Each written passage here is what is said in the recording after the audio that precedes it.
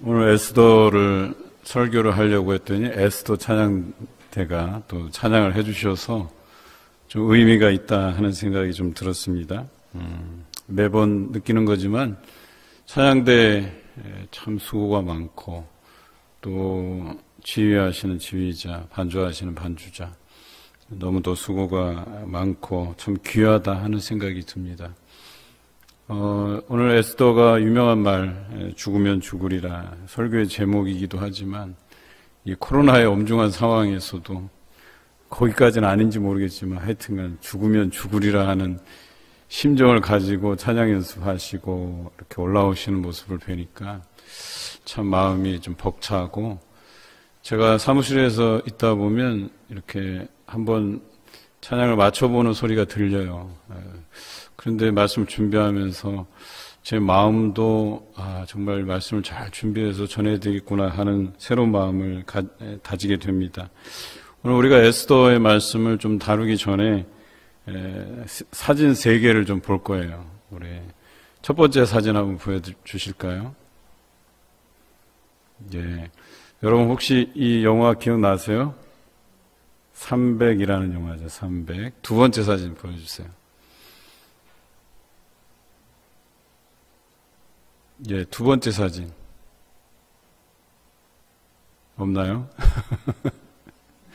이 두 번째 사진은 그 300이라는 영화의 후속편인 300점 제국의 부활이라는 영화예요. 그리고 세 번째 사진 한번 보여주시겠어요? 두 번째 사진 지나갔어요. 두 번째 사진 다시 한번 보여주세요, 그러면. 예. 두 번째 사진이 제국의 부활이라는 후속편입니다. 그리고 세 번째 사진 보여주세요. 예, 사진이 조그마하네. 이건 그래도 제법 괜찮네요. 이 왼쪽에, 여러분도 왼쪽인가요? 화면 왼쪽에 보이는 사람은, 스파르타의 장군, 레오니다스라는 장군이고요. 화면 오른쪽에 보이는 사람은 좀 괴상망측하게 생겼죠. 저 사람이 에스더의 남편 아하수에로, 원래 이름은 크세르크세스라는 사람입니다. 네, 내려주세요. 이게 조금 중요해요. 우리가 성경에 보면 구약과 신약의 사이에 역사가 있어요. 그렇죠? 근데 성경에는 다 다루고 있지 않아요. 이 역사에 등장하는 여러 인물들 중에 이제 에스더가 등장하게 되는 거예요. 그래서 이걸 우리는 중간사라고 해요. 말씀 전하다가 무슨 홍보 같은데요. 우리가 이번에 온라인 성경 아카데미를 하잖아요. 거기에 이 중간사를 우리가 다루게 돼 있어요. 왜냐하면 신약을 다루기 위해서, 특히 사복음서에 예수님께서 활동하던 시대를 이해하기 위해서는 중간사가 필수예요. 그러니까 중간사를 이해하지 못하면 이 신약 성경 자체를 이해하기가 어려워요. 예를 들면 바리새인 같은 경우가 그렇죠. 여러분 바리새인 하면 우리 안에 색안경이 끼워져 있어요. 이 바리새인들은 나쁜 놈이구나. 예수님을 대적하고 예수님을 죽이고자 모의했던 사람들이라 이 바리새인들에 대한 이해는 그냥 처음부터 나쁜 놈이구나 이렇게 보시기 쉬워요. 그런데 이 바리새인들의 그 조상으로 올라가 보면 굉장히 훌륭한 사람들이에요. 이분들이 하시딤의 후예들이거든요.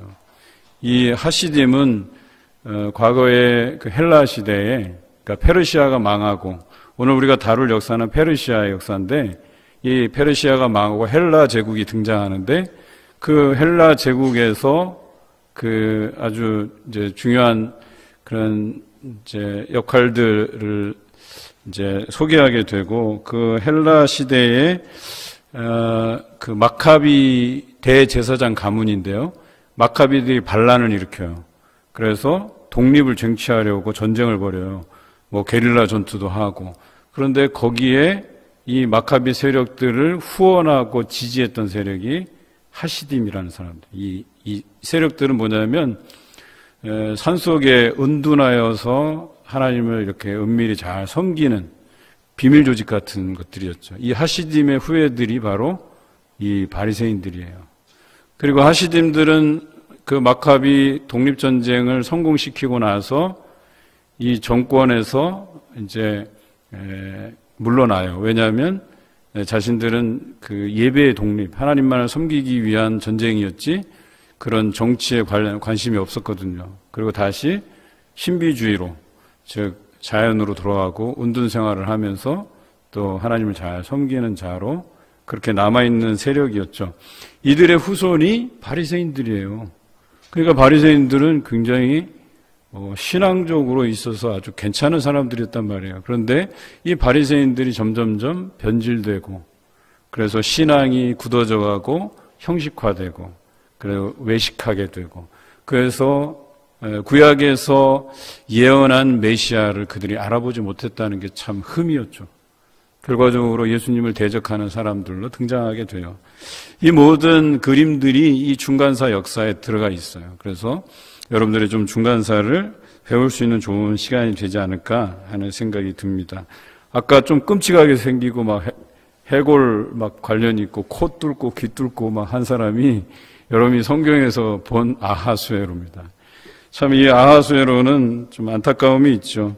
여기서는 물론 거대 제국의 왕으로, 그래서 어떤 왕의 위상이었냐면 누구도 왕의 명령 없이는 왕 앞에 함부로 나가지 못하는, 그래서 왕의 허락 없이 나갔다가는 죽임을 당하는, 동양의 역사로 따지자면 진 나라의 시황, 진시황과 뭐 별다를 게 없는 그런 사람이었다라고 하는 것이죠. 거의 그 위상이 신과 동일했다라고 하는 거예요. 그런데 이런 왕 아하수에로가 잔치를 배설하고 또 여러 가지 수고했다고 신하들을 이렇게 격려하는 자리에 왕후를 초대를 했단 말이에요. 그때 왕후의 이름이 와스디라는 그 왕후였죠. 그런데 참 이 왕후가 이런 표현해도 될지 모르겠어요. 간이 어디로 나갔다 뭐 이런 표현이 있잖아요. 왕의 명령을 거역한 거예요. 내가 거기 나가서 뭐 할 일이 있다고 하면서 거부했는데 나중에 그것으로 인해서 왕의 위신을 떨어뜨렸다. 그리고 국민들의 기대를 저버렸다 해서 왕위를 폐하고 새로운 왕후를 맞이하게 되는데 그 사람이 에스더이죠. 그런데 이 에스더가 왕비로 왕후에 오르기까지 물심양면으로 도운 사람이 모르드게였어요. 그는 삼촌이었지만 또 이 에스더가 조카였지만 딸처럼 그렇게 키웠다라고 이렇게 알려져 있죠. 그런데 이 아하수에로 왕의 총리 대신 하만이, 이 다른 사람들은 자기가 총리이기 때문에 자기 앞에서 굽신굽신거리고 아쉬운 소리를 하는데 모르드게만 자기한테 아쉬운 게 없는 거예요. 그 자신을 봐도 이렇게 막 존경의 뜻을 표하지 않고 그러니까 괘씸해서 이 모르드게에 대한 그 적개심으로 인해서 그의 동족인 유대인들을 다 잡아 죽이려는 계획을 세우게 돼요. 그래서 이 하만이 페르시아 치하에 살고 있는 그 유대인들은 반역자다라고 하는 누명을 씌워서 왕에게 고합니다. 그리고 왕에게 이 사람들을 다 죽여 없애야 된다라고 그렇게 이야기하죠. 그리고 하만은 왕의 동의를 받아내고 나서 이들을 언제 죽일까 의논하고 또 제비를 뽑아서 그 날짜를 정했는데 그게 아달월 13일이었다라고 하는 것이죠. 그리고 모르드게를 처형하기 위해서 이제 그 단위를 다 교수대를 이제 설치를 하게 되는 거죠. 그런데 아하수에로가 이 사랑하는 유대인 왕비이자 모르드게의 양녀인 에스더는 학살 계획을 듣자 왕의 부름을 받지 않았는데도 목숨을 걸고 나가서 왕에게 그 하만의 음모를 털어놓게 돼요. 그리고 하만이 그곳에 참석하도록 잔치를 열어달라고 하죠.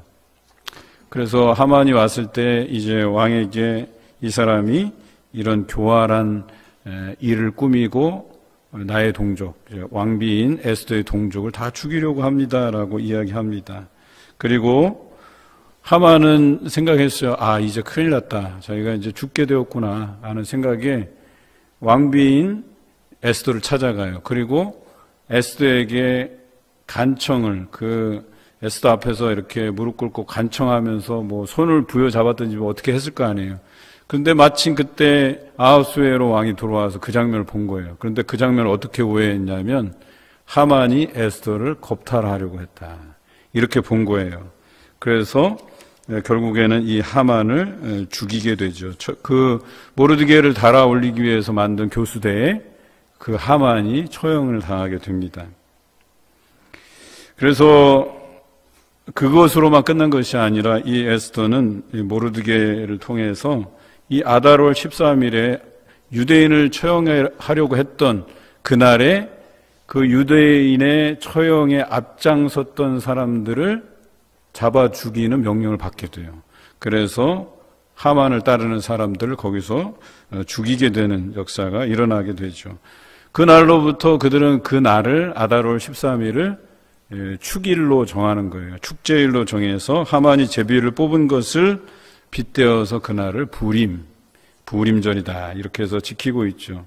그리고 이들의 그 풍습은 부림절 전날, 그래서 에스더의 그 금식함을 기념해서 금식해요. 그 하루 전날을 금식하면서 에스더를 기념하는 그런 날을 보내기도 하고, 또 그날에 에스더서를 낭독하고 읽는 풍습이 생겼습니다.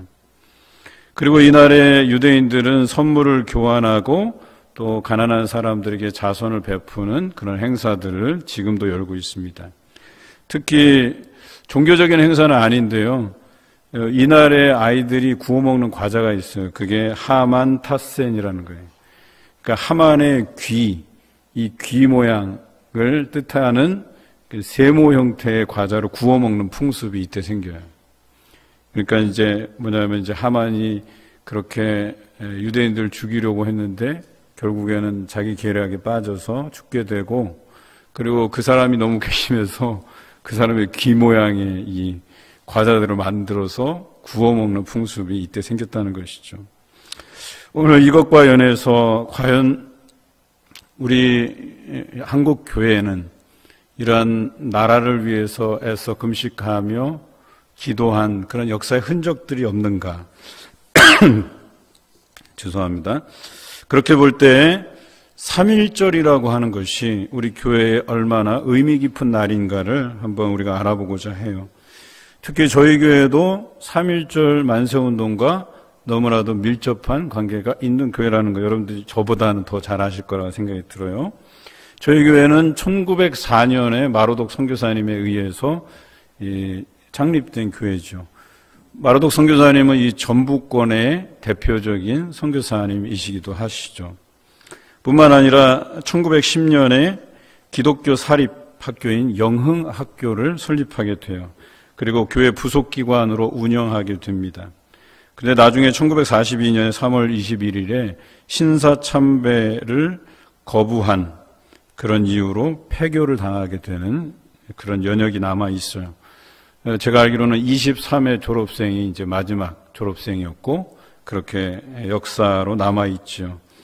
특히 영흥학교는 1918년에 한 40여 명의 학생들이 있었고, 그때 이제 세월이 지나서 이제 학사가 많이 이제 낡고 어려웠을 때에 저희 교회에 3번이나 담임 목사를 지내신 김성식 목사님이 당시 돈인 70원, 지금으로 얘기하면 한 1,000만 원 이상 되는 그 큰 돈을 이렇게 기부를 하셔서 그 학교가 그것으로 인해서 그 교육을 계속해서 이어갈 수 있었다고 합니다. 또한 1919년 김인현 독립만세 당시 저희 교회 교인이시면서 영흥학교 학생이셨던, 그때는 학생의 신분이지만 지금은 이제 어르신들이시죠. 김병학, 정동찬, 노순석, 이 세 분의 그때는 학생, 그리고 이분들 중에 정동찬 이분은 저희 교회 8대 장로님이시죠. 이분들이 선봉에 나서서 3.1 만세운동을 주동하게 되죠. 그리고 그 이유 때문에 전주 형무소에 갇히셔서 1년간 복역을 하게 됩니다. 그런데 이 복역할 때 순사들이 이제 고문을 막 한 거예요. 그래서 누가 이제 이 배후에 누가 있었고 누가 함께했고 이런 걸 이제 불라고 했겠죠. 그런데 끝까지 침묵으로 일관해서 그 피해가 교회 전체로 파급되는 것들을 막았다라고 이렇게 기록되어 있습니다. 그 후에 봉산교회와 영흥학교는 특별 감시 대상이 되기도 했다고 기록하고 있어요. 뿐만 아니라 1938년에는 신사참배 거부로 6대 장로님이셨던 오창수 장로님께서 전주 형무소에 2년간 투옥되신 연역도 우리 교회 역사에 남아 있어요. 이분이 오정식 장로님 조부이십니다. 이렇게 우리 교회가 이러한 어떤 3.1절을 전후해서 많은 일들을 했고 나라를 사랑하는 마음으로 또 감옥에 갇히신 분들도 계시고 또 그렇게 이런 정신들이 이 교회에 살아 움직여서 나중에는 장청운동이라고 해서 군부 독재 시절에 그 장청운동의 정신으로 이어진 사실을 아마 여러분들이 잘 아실 거예요.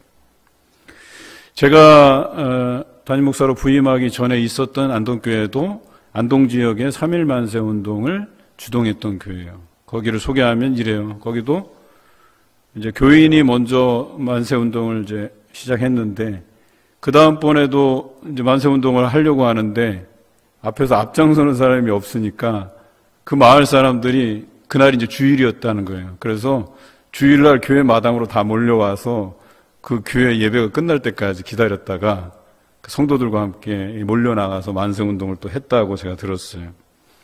뿐만 아니라 대구에서도 대구제일교회라는 이 교회가 3.1 만세운동을 주동했죠. 거기 가보면 그 대구제일교회 근처에 그 뭐 병원, 선교사, 묘역 또 3.1 만세운동의 흔적들이 다 남아있어요. 그런데 공통점이 있어요. 이런 교회들이 다 그 지역의 핵심적인 중심교회였다는 거예요. 안동교회도 그렇고 대구제일교회도 그렇고 뿐만 아니라 우리 봉산교회가 바로 이 지역의 중심교회였다라고 하는 것이죠. 저는 이런 정신들을 우리 교회가 좀 이어갔으면 좋겠다 하는 바람이 있어요. 그래서 전에 있던 교회는 3.1 만세운동을 재현을 했단 말이에요. 그래서 시와 협조해서 이렇게 연극하는 사람들, 배우들 이렇게 막 훈련시켜서 그때 그 3.1 만세운동을 어떻게 했는지, 그래서 각 방향에서 유림들이 몰려오고, 교인들이 몰려오고, 또 시장통에 있는 시민들이 합세하고 막 해서 만세운동 벌이고 막 이것을 재현을 했단 말이에요. 저도 그런 마음이 좀 있어요. 우리 교회가 이 지역의 3.1 만세운동을 주동했으니까 좀 그분들의 어떤 업적들을 좀 여러 사료들을 통해서 자료를 모아서 뭐 이렇게 간단하게라도 우리 지역에 우리 교인들이 확 나가서 둘러매고 그냥 그렇게 만세운동을 확 좀 하면서 거리를 이렇게 좀 이렇게 쓸고 다녔으면 좋겠다 하는 생각이 좀 들어요. 이게 우리 교회들의 그 나라를 사랑하는 그런 마음에서 시작된 것이다라고 하는 것을 우리가 잊지 말아야 돼요. 과거 교회는 나라를 사랑하는 마음이 강했습니다. 지금의 교회가 생각지도 못할 그런 일들을 감당했었습니다. 그런데 지금은 너무나도 안타까운 것은 교회가 정치적으로 변질되고 그래서 그런 것들로 인해서 마음이 아플 뿐이에요. 이러한 시점에 우리는 교회의 본질을 생각하지 않을 수가 없다라고 하는 것이죠. 국가를 걱정하고 또 우리 국민의 안위를 걱정하는 그런 교회로 거듭나야 되겠다 하는 생각을 해봅니다. 오늘 다시 본문으로 돌아가서 좀 더 자세히 우리 말씀을 나누고자 하는데요. 과거 교회는 나라를 사랑하는 마음이 너무나도 강했던 것처럼 이 오늘 성경에서도 보면 유대인들이라고 하는 이 사람들이 나라를 얼마나 사랑하는지가 잘 드러나 있어요. 적어도 오늘 이 본문을 통해서 다시금 우리도 나라를 사랑할 줄 알고 국민을 걱정할 수 있는 그런 교회로 거듭나기를 바라는 마음이에요. 본문에서 모르드게는 하만의 계략을 알고 나서 어떻게 하냐면 자기 옷을 찢고 굵은 베옷을 입고 죄를 뒤집어 쓰고 그리고 성중에 나가서 대성통곡을 하기 시작해요. 그러니까 성중에 다니는 사람이 뭔가 궁금했겠죠. 그리고 물어보는 사람들이 있었겠죠. 특히나 그 성중에 사는 유대인들이 궁금했을 거예요. 그래서 모르드게에게 물어봤고, 모르드게는 하만의 그 계략, 유대인들을 죽이려고 하는 그 계략, 그리고 왕에게 은전을 얼마큼 그 곳간에, 왕의 곳간에 드렸는지를 구체적으로 명시하고 이런 계략이 있다라고 이야기하죠. 그랬더니 놀라운 일이 벌어져요. 같은 유대인들이 이제 이 소식을 듣고 나서 함께 금식하며 울며 부르짖는 사건이 일어납니다. 그리고 이 모르드게처럼 베옷을 입고 죄를 뒤집어 쓰고 나가서 같이 통곡하는 사람들이 오늘 성경에 보니까 무수히 많았다. 무수히 많았다. 공감대가 형성된 거예요. 그런데 정작 이 모르드게의 조카인 왕비 에스더는 모르고 있었어요. 그런데 들려오는 소문에 모르드게가 굵은 베옷을 입고 있다는 그 소식을 듣고 자기 생각에는 뭐 입을 옷이 없었나 해서 입을 그 옷을 의복을 가지고 시녀에게 보냅니다. 그때에 모르드게가 자기의 그 사정을 그 하닥이라는 사람에게 얘기해요. 이런 하만의 계략이 있었고, 그리고 구체적인 정황 증거까지 제시하고, 네가 가서 에스더에게 이야기해서 에스더로 하여금 왕에게 가서 이 하만의 음모를, 계략을 이야기해 달라고 호소합니다. 그때 이 하닥이 에스더에게 와서 그 자초지종을 다 이야기해요. 그런데 이 에스더의 입장은 왕의 명령 없이는, 왕의 부름 없이는 나아가서는 안 되는, 나아갔다가는 죽임을 당하는 그런 상황에 있는 거예요. 심지어 왕이 부른 지 30일이나 지났어도 왕이 자기에게 관심을 주지 않았던 그 상황을 설명을 해요.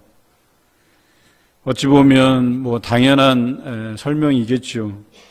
그랬더니 모르드게가 에스더에게 이렇게 전합니다.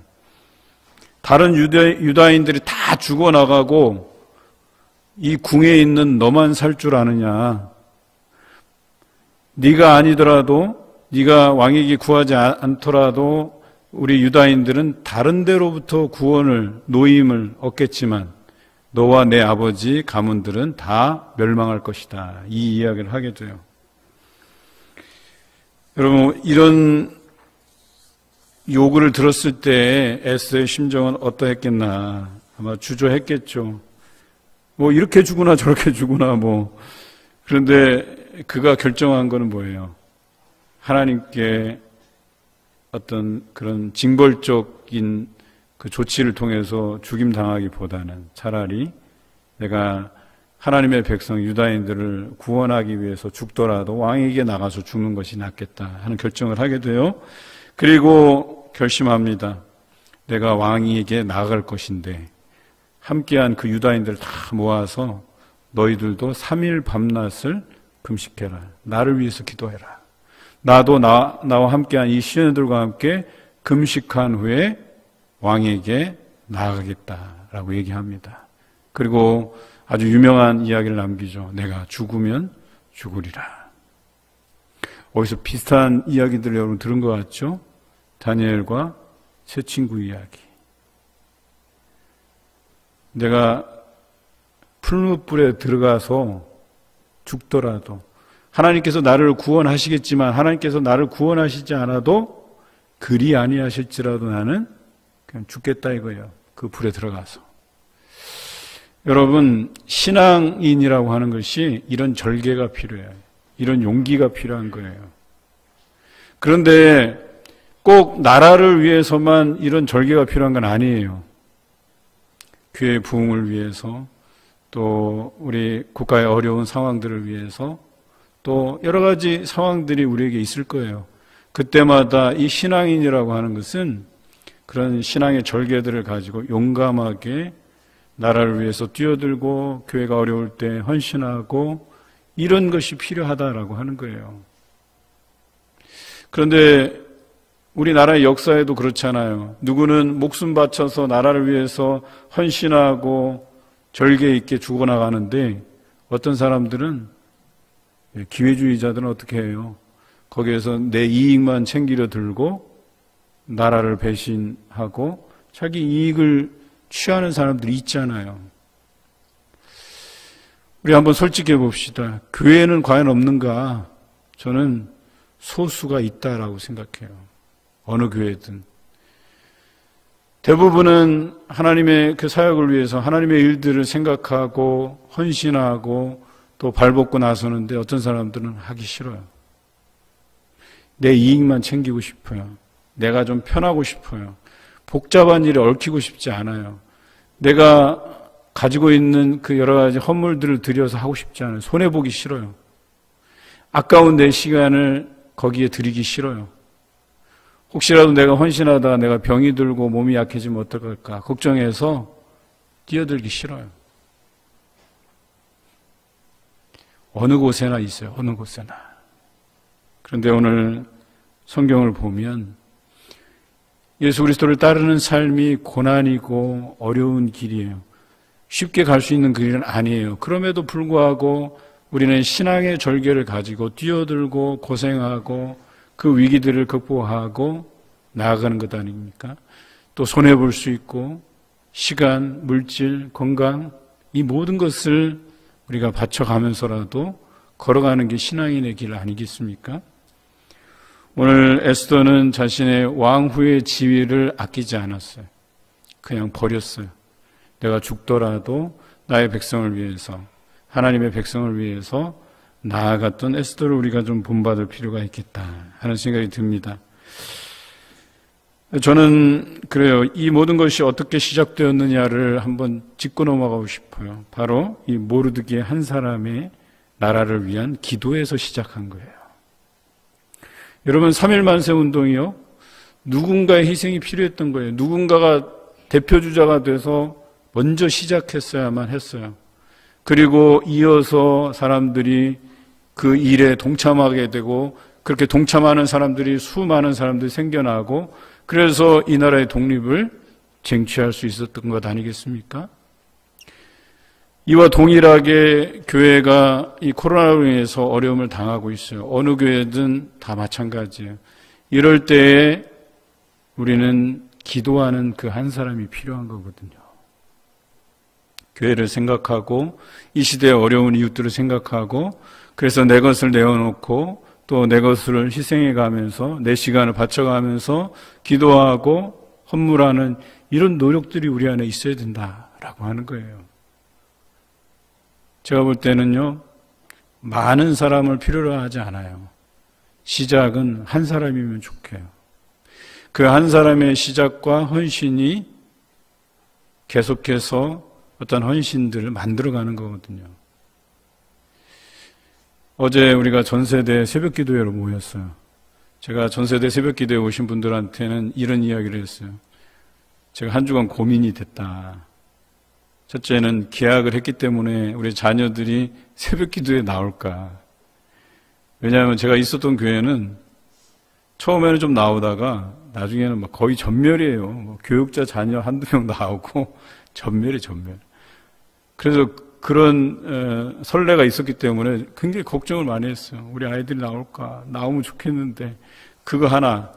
두 번째 걱정은 2월 달에는 간식을 우리 안수집사회에서 준비해 주셔서 너무 감사하게 이 아이들이 나가면서 그 즐거운 표정을 제가 봤거든요. 그래서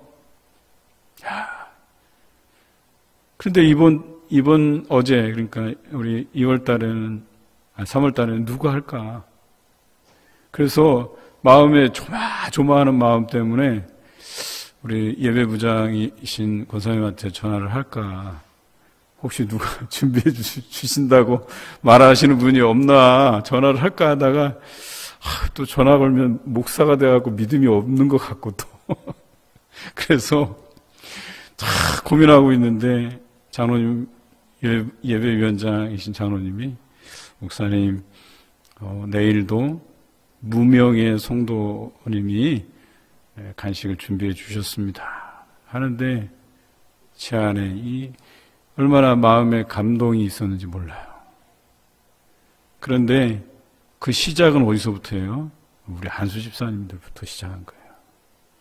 우리 안수 집사님들이 제가 뭐 하라고 해서 한 것도 아닌데 우리 안수 집사님들이 그 다음 세대들을 위해서 준비하신 그 첫 시작 때문에 또 누군가는 이렇게 무명으로 자기 이름을 밝히기 싫어서인지 부끄러워서인지 몰라도 이 자리를 들어서 참 감사하다는 생각이 들어요. 그런데 어떤 용기가 나는 줄 아세요? 아이 뭐 3월까지 해주셨으니까 4월도 책임져 주시겠지.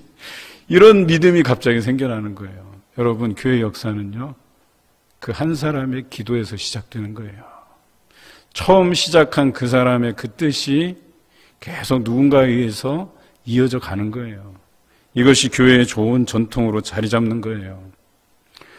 제가 전에 있던 교회에서 청년부 지도할 때 그 리더십 트레이닝을 할 때 굉장히 혹독하게 시켰어요. 화요일 7시에서 10시, 11시까지. 그러니까 끝나는 시간이 없는 거예요. 제가 그냥 가면 하는 거예요, 계속. 그래서 12시까지 한 적도 있어요. 그런데 저녁도 못 먹고 오는 친구들이거든요. 그 직장 끝나고 저녁도 못 챙겨 먹고 들어오는 거예요. 그런 청년들 지도하고 목요일 날도 동일하게. 그래서 1기생이 배출이 됐어요. 그 2기생을 뽑아서 시작했어요. 똑같이. 그랬더니 이번에 이 1기생들이 자기네들이 고생한 걸 알고 매주마다 화요일, 목요일 조를 짜갖고 플로잉을 하는 거예요. 먹을 걸 갖다 대는 거예요. 계속해서. 그래서 그게 좋은 전통이 되고 그래서 좋은 인재들이 거기서 발굴이 되고 키워지고. 여러분, 모르드게 한 사람의 이 기도를 통해서 그 유대인들을 하나님께서 불쌍히 여기시고 에스더의 손길을 통해서 구원해 내신 거예요. 이게 중요한 거예요. 두 번째는 그런 기도를 듣고 그런 부르짖음을 듣고 외면하지 않은 사람들이 있었다는 거예요. 동참한 사람들이 있었다는 거예요. 그래서 그 기도에 동참한 유대인들이 수많았다 이렇게 기록하고 있어요. 수많은 사람들이 몰려와서 같이 굵은 베옷을 입고 죄를 뒤집어 쓰고 울부짖으면서 금식하면서 기도했다라고 하는 거예요. 여러분 대단하지 않습니까?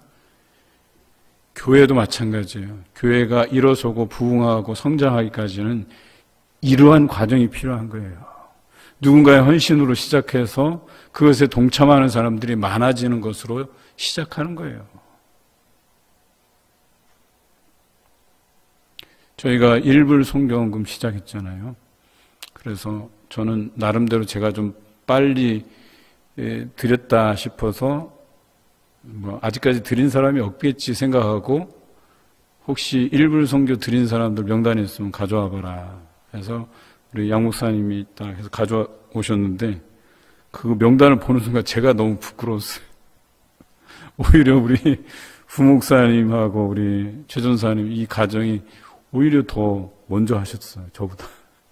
제가 너무 부끄러웠어요. 그래서 우리 아이들 이름까지 다 넣어서 저희도 하고 그래서 그렇게 시작하다 보니까 우리 1단계 목표인 100명을 넘어서고 또 150명을 넘어서고 이제 200명이 육박하는 수준까지 왔어요. 제가 볼 때는 대다수의 성도들이 다 하고 있어요. 또 아직 이 일부 선교에 대해서 알지 못하시는 분들도 알고 나서 점차 참여하고 있어요. 그런 거거든요. 시작하는 사람이 있고 동참하는 사람이 있고 이 동참하는 것도 얼마나 귀한지 몰라요. 여러분 그거는 당신네들만 하고 나는 안 할래. 이런 거 있을 수 있어요. 충분히. 여러분 그것에 동참하는 게 얼마나 귀한 줄 아세요? 저는요. 한 사람이 어떤 큰 돈을 내서 뭔가를 이루어 보기보다는 십시일반이라는 표현. 그래서 동의하는 마음이 많은 사람이 많을수록 좋은 거거든요. 그래서 소액으로 시작하는 거예요. 처음 시작은 소액이지만 우리가 일불 선교가 앞으로 어떤 비전을 갖고 있느냐면 우리가 120주년이 되는 해에 세 분의 소액 후원 선교사님 중에 성실하고 우리가 밀어줄 만한 사람 선택해서 주파송 선교사로 전환을 할 거예요. 주파송 선교사로 전환하는데 지금 우리 주파송 선교사님으로 올라와 있으신 분이 백영식 선교사님이세요. 그런데 한 달에 저희가 50만 원 후원하고 있어요. 저희가 120주년에 목표하는 것은 100만 원이에요. 이게 어떻게 모으느냐? 이제는 1불 선교를 넘어서서 우리가 한 달에 1,500원을 넘어서서 이제는 한 달에 1만 원, 3만 원, 5만 원권으로 후원 계좌를 틀 거예요. 그리고 이거는 1년씩 들어가는 게 아니에요. 3년 혹은 5년 약정이에요. 약정을 하면 그 기간은 다 지켜줘야 되는 거예요. 그리고 그 금액을 모여서 예를 들어서 1만 원짜리로 100만 원을 만들려면 1만 원 후원하는 사람을 100명을 모으면 되는 거예요. 그러면 100명의 후원회를 결성하는 거예요. 100명이 후원자로 결성이 돼서 그 100명은 오로지 그 후원 주파성 선교사님을 위해서 기도하고 3년 혹은 5년을 약정해서 후원하며 돕는 거예요. 이것은 교회가 어떤 드려진 다른 헌금으로 이렇게 드리는 게 아니고 그 약정한 것, 그분들의 헌신을 통해서 그분을 감당해 내겠다 이거예요. 그리고 5년에 한 번씩 이제 재약정을 하는 거예요. 그래서 이분이 계속 우리가 후원할 선교사로 적합한지를 테스트하고 계속 후원할 만하다 하면 계속 후원하고, 또 120주년이 지나서 우리가 어느 정도 성장해 가고 하면 소액 후원하는 선교사님도 늘려가고, 또 선교단체들도 늘려가고, 또 주파성 선교사님들도 더 파송하고, 그런 선교의 비전들을 품고 있어요. 그런데 시작은 적은 것부터 시작한 거예요. 그리고 누군가는 이 일불 선교로 시작한 것이 나중에는 더 많은 선교지, 더 많은 주파성 선교사, 또 선교단체들을 후원하게 될 것이에요. 저는 이걸 믿어요. 그리고 이 일에 대해서 여러분들이 동참할 것을 믿어요. 그리고 우리 교회가 규모는 요렇지만 그 규모에 지나도록 선교하는 일에 관심을 가지고 많은 분들이 참여하리라고 믿어요. 제가 있었던 교회의 규모는 인원으로 따져서 대한민국 교회의 50등 안에도 못 들어요. 50등 안에도 못 드는 교회가 선교에 관련해서 액수로 따지잖아요. 11번째 정도 돼요. 그게 무슨 뜻이에요? 그러니까 그 교회는 규모에 비해서 자기보다 더 덩치 큰 그런 교회들보다 더 많은 쪽에 선교에 대한 관심을 갖는 거예요. 얼마 전에 그 줌을 통해서 그 교회에서 파송한 13가정의 주파성 선교사님들을 그 세계 곳곳에 있는 선교사님들 시간을 맞춰서 다 접속하게 하고 그 교회 성도들하고 쌍방향 소통을 했어요. 같이 기도회를 가졌단 말이에요. 그게 대한민국 교회 최초예요. 너무나도 죄송한 얘기지만 이 코로나 시대에 주파성 선교사를 파송한 교회가 없었는데요. 그 교회에서 한 가정을 파송했어요. 그 어려운데. 제가 그 현장에 있었단 말이에요. 그래서 우리 교회도 우리 3월 금요 연합기도회 때 캄보디아에 계신 임창무 정윤영 선교사님을 줌으로 불러서 쌍방향으로 기도회를 해요. 그래서 목사님이 그 캄보디아 현지 상황들을 설명하고 사역 보고도 하고 또 말씀도 전하시고, 우리는 그 기도 제목을 받아서 그 선교지를 위해서 또 뜨겁게 기도하는 시간을 가지려고 해요.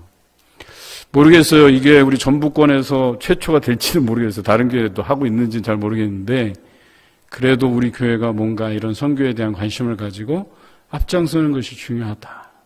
그리고 여러분들이 선교에 헌금을 드리고 일부 선교를 드리는데 도대체 이게 어떻게 쓰여지는지를 잘 몰라요. 답답해요.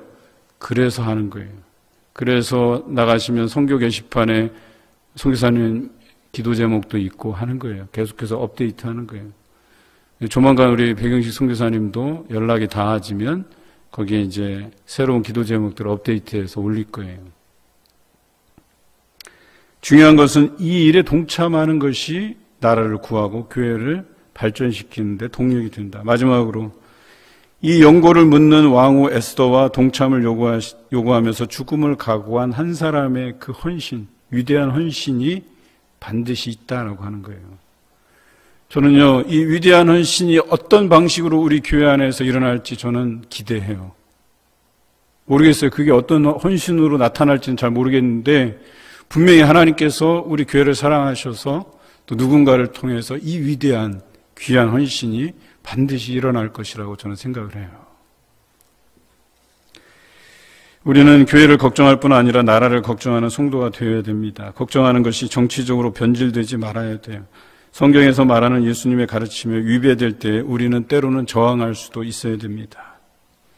교회의 이득을 바라고 행동하는 것이 옳지 않습니다. 우리 교회는 과거에 다 가난했던 교회들이에요. 가난한 자들의 교회였어요. 가난한 사람들을 위한 교회였어요.